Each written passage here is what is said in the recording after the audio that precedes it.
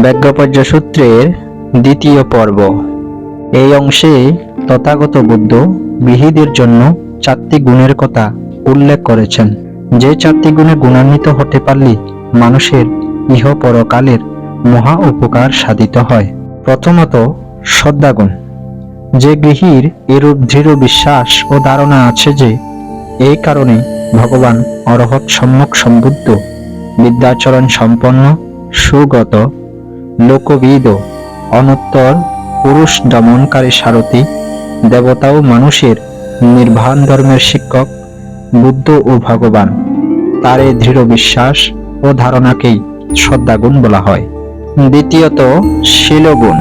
প্রাণী হত্যা, চুরি, ব্যভিচার, মিথ্যা, কটু, বেদ, মিথ্যা বাক্যালাপ এবং সুরা, গাঁজা, আফিমাদি যে কোনো নেশাদ্রব্য সেবন হতে বিরত হওয়াকেই শীলগুণ বলে। তৃতীয়ত, দানগুণ।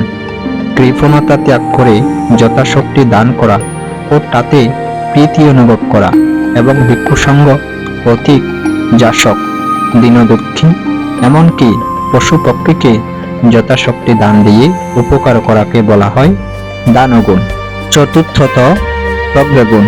সংস্কারের অনিত্যতা উপলব্ধি, অর্থাৎ জগতের যাবতীয় বস্তুর উৎপত্তি ও বিনাশের নিরবচ্ছিন্ন প্রবাহ সম্বন্ধে সম্যক রূপে হৃদয়ঙ্কন করে স্মৃতি সম্পর্কে আনি দুঃখ হতে মুক্তির চেষ্টা করাকে প্রজ্ঞাগুণ বলে।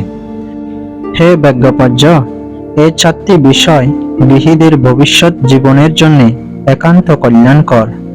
দ্বিতীয় পর্বের আলোচনা সহ ভিডিওটি এখানেই শেষ করছি।